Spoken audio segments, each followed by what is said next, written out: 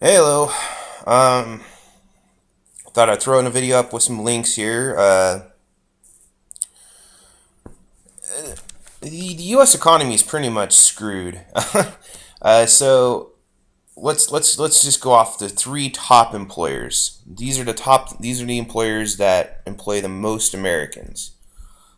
Number one, Walmart, a low wage leader. Terrible benefits. It's horrendous. Like Walmart store costs the taxpayer, thousands and thousands of dollars a year.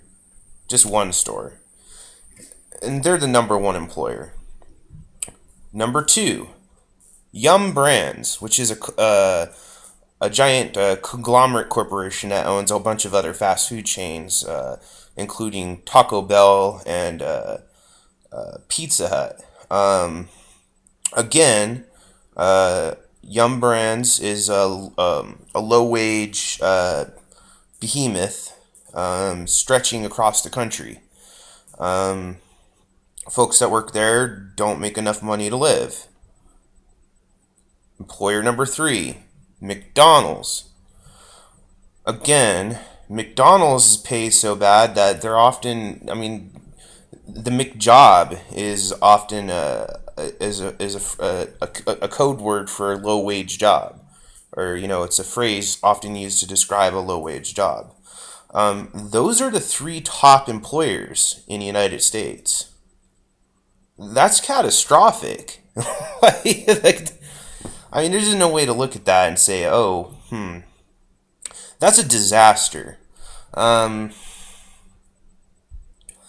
there's just no ifs, ands, ifs, or buts about that. You just can't have an economy like that. Links I provide, very informative, pretty good. Um, but yeah, think about that. The three top employers in the country are all low wage employments and low wage jobs. Um, Not only are they low wage jobs, but they're like no benefit jobs. So across the board, this is just a disaster for the economy. Um, of course, it's a disaster for the American people. But so anyhow, I'm also throwing a link down there, basically giving a graph of our military spending. Has a bunch of information on that. Uh,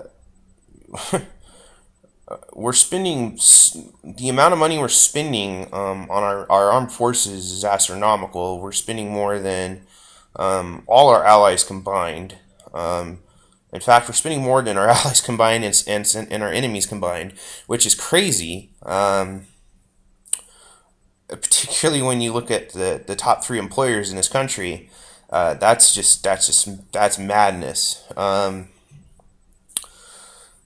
Particularly when there's no enemy to actually fight. Terrorism can't be fought with battleships. A tank isn't going to take out a terrorist. It's just crazy. Unless the Hubble Space Telescope detected a fleet of alien ships heading this way, and we haven't been told about it.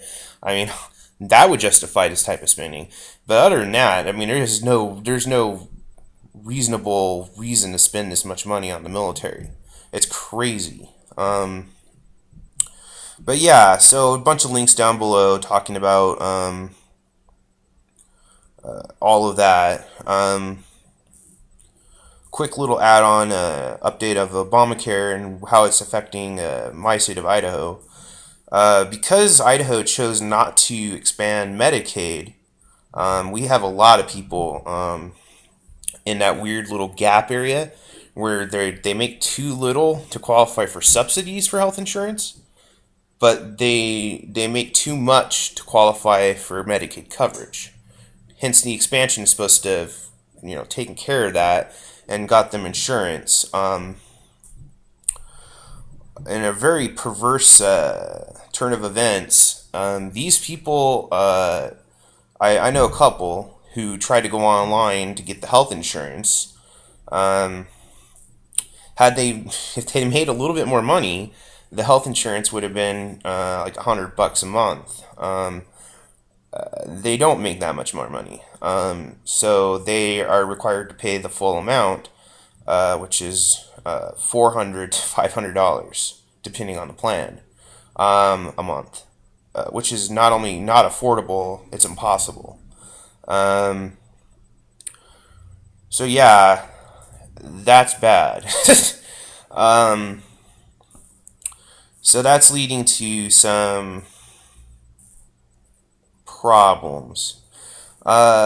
Previous video, I talked about how Obamacare was either going to be a stunning success, indifferent, or a stunning failure. Um, I'm kind of thinking it's a mix of all three now. Um, because it seems to be successful in states that have implemented the law in its entirety.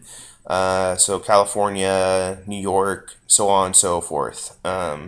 My state only implemented the exchange portion of it and chose not to extend Medicaid, which is turning into a disaster for the state. Um, but I think it's probably a brilliant political move by state leadership. Uh, I mean, it's a horrible thing to do, but it's a brilliant political move because they can say, well, yeah, look at all these Obamacare plans you can't afford that you're required to have, even though they're supposed to be covered under the Medicaid expansion. So it'll lead to a political tightening up of our already one party state. So in Idaho, I'm expecting to see Republican tidal waves in elections, uh, which will be pointless, and they'll just make things way worse, considering everybody's everybody here is poor as snot. Um, and of course, in states like California and New York, you're going to see a tightening up and a strength of an increase in Democratic turnout. Um, so really, in terms of the national political landscape, it's going to stay exactly the same. There's going to be no change. I was really hopeful that it would lead to a more of a political shift, but it's just not going to happen. It's going to be another, polarized election after election after election, which is a disaster because, again, the three top employers are all low wage leaders, and it's just going to get worse. I mean, you're just going to see more and more people on food stamps because these companies, they don't care. They don't care. They're about maximizing profit. All three of them are incredibly profitable. All three of them could easily afford to pay living wages, but they don't. And there's no public outrage about that, which is just ridiculous. There should be, but the media is really good at spinning things. So, I mean, they're able to spin all these freeloaders on welfare without looking at the fact that these people wouldn't be on welfare if their jobs paid a living wage. And considering that the three largest employers are all low wage jobs, um, yeah, I don't know. This country's pretty much screwed. Unless people wake up. But that is just not going to happen. It's just not going to happen. Anyhow, so there's a bunch of links down below.